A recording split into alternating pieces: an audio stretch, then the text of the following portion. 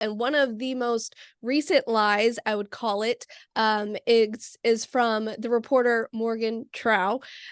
She just recently I accused don't know if you you can call of her a reporter, to be quite honest.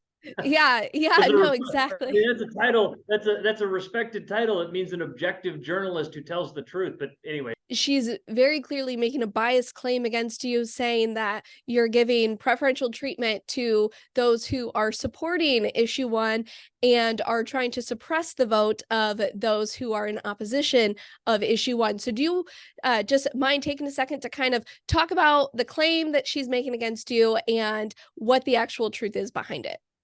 this is the height of foolishness, and I'm starting to think she may be on the payroll of the Ohio Democratic Party based on the way that she's conducted herself.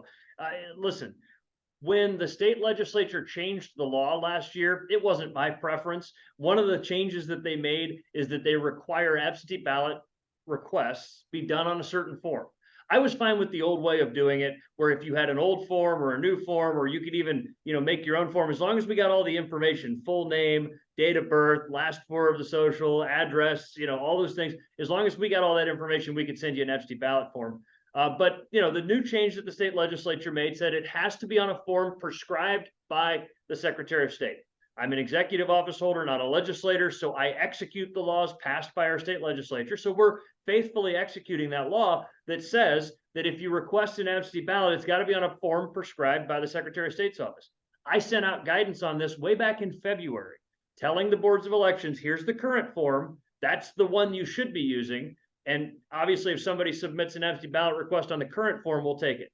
But I'm also going to be reasonable and flexible about this. If somebody has an old form, if somebody has the form from 2018 or the form from back in 2017 or whatever else, for now, we'll still accept that form because it still is a form prescribed by the Secretary of State. It's just not the current form. So we're trying to be reasonable about people with people about this. And so that's the guidance that we put out back in February. It is completely consistent with how we've been running things up till now. Recently, there was a newspaper in Cleveland that printed a form that wasn't the current form. It wasn't the old form. It wasn't a form that was ever prescribed by the Secretary of State's office. They kind of made up their own form, which used to be acceptable just a year ago.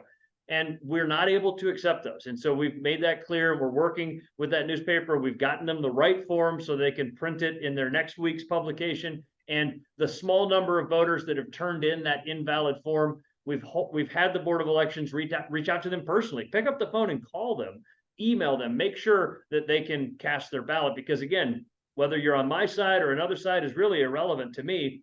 We believe that elections are about every valid, legally registered citizen being able to make their voice heard. And when I do my job as Secretary of State, I don't do it as a Republican or a Democrat. I do it with the referee's jersey on, right? We make sure that we run honest elections. And so the guidance that we put out in February is consistent.